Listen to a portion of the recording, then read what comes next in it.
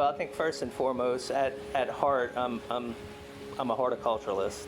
You know, that's where my heart of hearts began, in the green industry, in the construction industry. And so right away I knew this property was a special property with the oak trees, and I knew first and foremost throughout the construction of this process we were going to need to respect the oak trees, protect the oak trees, and do everything we could to highlight the oak trees. So not only from a protective standpoint, we needed to aesthetically make the oak trees the center point of the landscape. Hello, my name is Brooke Inzarella. I'm the owner-operator of Hardscape Landscapes Plus Pools. I've been in the green industry for 18 years now, where I found my passion. About 10 years ago, we started building pools and backyard spaces that are a little unique. You know, I'm a residential contractor, I'm a swimming pool contractor, I'm an electrical contractor. So we're fully licensed. We can take care of all of your needs in-house. And you're only going to be dealing with one person, and that's me. So Oak Alley is a neighborhood tucked away in Lafayette with 54 majestic oak trees. Just a really special, really unique neighborhood here in the heart of Lafayette. So in the beginning, I actually worked with the client on a permeable driveway project in their front yard space, mainly to try to protect a tree and to give them more parking. And during that process, with talking to the client, we started talking a little bit about what their backyard space could be. And so the backyard space was a dated backyard space. It had a pool that needed some work, had some structural issues. There was really no space to gather.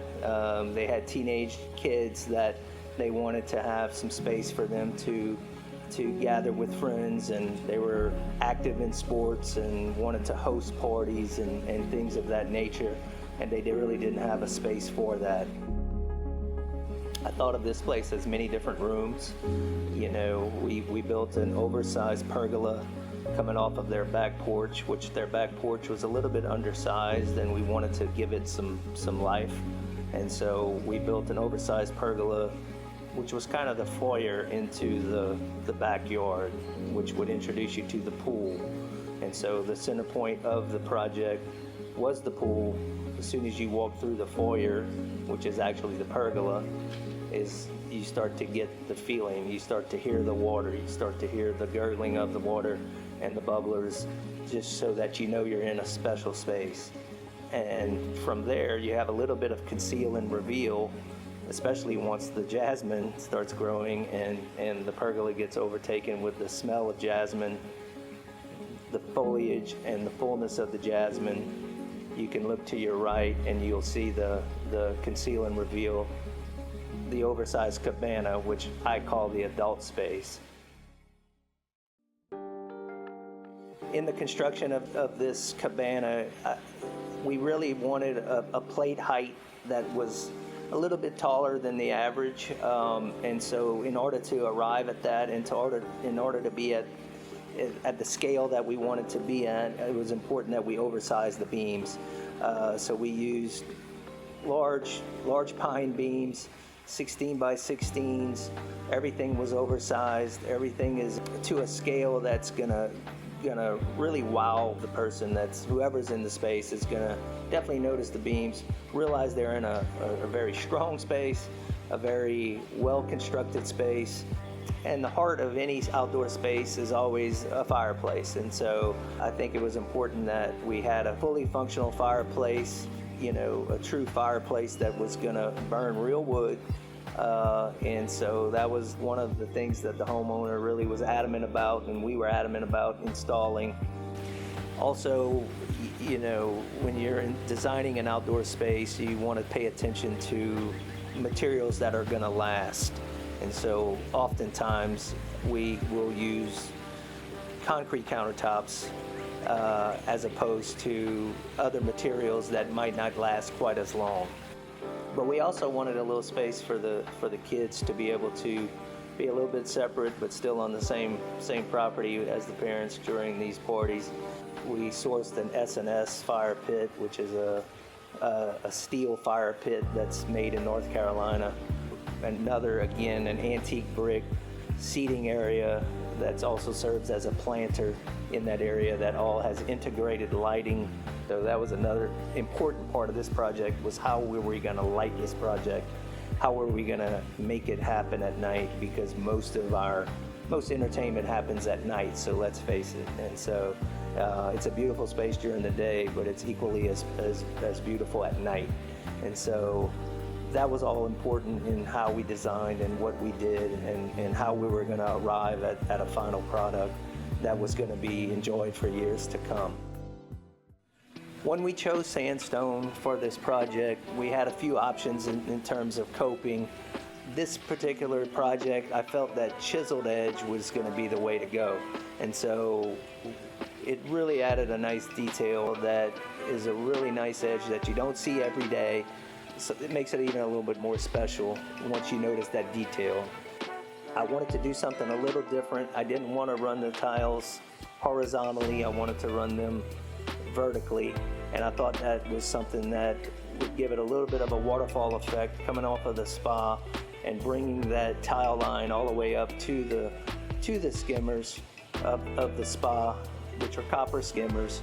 I thought it would be something that would help with the aesthetic and lend just a little bit of difference, a little bit of detail.